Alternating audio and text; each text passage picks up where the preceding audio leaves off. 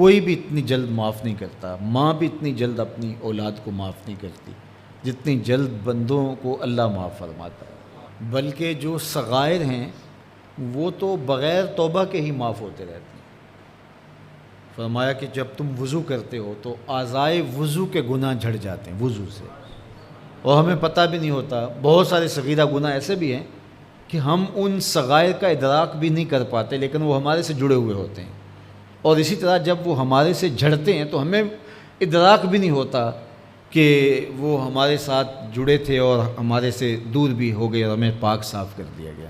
ایک نماز سے دوسری نماز تک کا وقت درمیان کے اندر ہونے والے گناہوں کا کفارہ ہے۔ ایک جمعہ دوسرے جمعے تک، ایک رمضان دوسرے رمضان تک گناہوں کا کفارہ ہے۔ تو یہ اللہ کی کرم نوازیوں کے رنگ ہے۔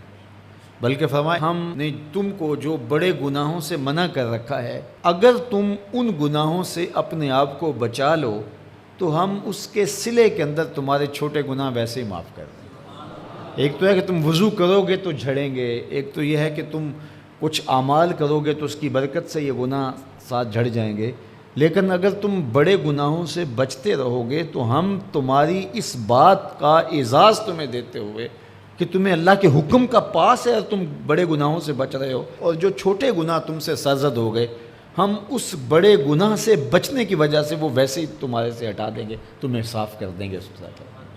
یہ کتنی کرم نوازیاں ہیں۔ اور اگر تم نیکیاں کرتے ہو تو نیکی بھی تمہارے گناہ کو مٹا دیتی ہے۔ اللہ کے محبوب علیہ السلام نے جو 3 وصیتیں کی تھی تو ان میں سے ایک وصیت یہ تھی کہ گناہ تم سے سرزد ہو جائے تو اس کے بعد تم نیکی کرو۔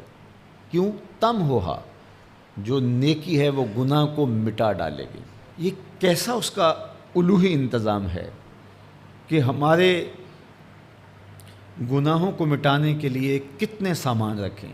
چھوٹے گناہ سرزد ہو گئے ہیں تو وضو کرنے سے، نماز ادا کرنے سے معاف ہو گئے، صدقہ کرنے سے معاف ہو گئے، کسی کو مسکرا کر ملنے سے معاف ہو گئے، رستے میں پڑی ہوئی چیز ہٹا دی تو اس سے معافی ہو گئی، دروشی پڑا تو گناہ معاف ہو گئے اور خطائیں دھل گئیں اور درجات بلند ہو گئے، اور نیکی کی تو ساتھ گناہ بھی معاف ہو گئے۔ تو باقی رہی بات کہ کبیرہ گناہ، بڑی بڑی باتیں، تو شرک سے بڑی بات تو کوئی نہیں ہے، سب سے بڑا گناہ تو شرک ہے، لیکن اگر بندہ توبہ کر لیتا ہے تو اللہ شرک کو بھی معاف کر دیتا ہے۔ ایمان شرک سے برات کا اظہار ہے تو شرک بھی معاف ہو گیا، ورنہ شرک معاف نہیں ہے، اور باقی کبائر بھی توبہ سے، رجوع اللہ سے معاف ہو جاتے ہیں۔ یہ کتنی اس کی کرم نوازیوں کے رنگ ہیں کہ اس کے حضور جب آپ آ جائیں اور اپنی معذرت پیش کر دیں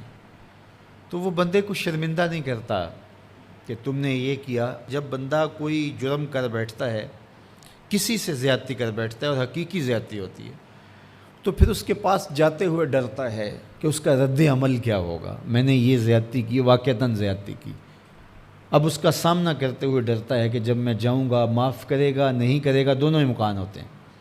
پھر معاف کرے گا تو کتنا رگے گا، مجھے کتنا احساس دلائے گا، اور اس کے بعد معاف کرے گا تو بندے کے قدم اٹھتے بھی ہیں، اور کئی وسواس اس کے ساتھ جڑے ہوئے ہوتے ہیں کہ معافی ہوگی یا نہیں ہوگی، اور میری تذلیل ہوگی یا میری کیا صورتحال ہوگی۔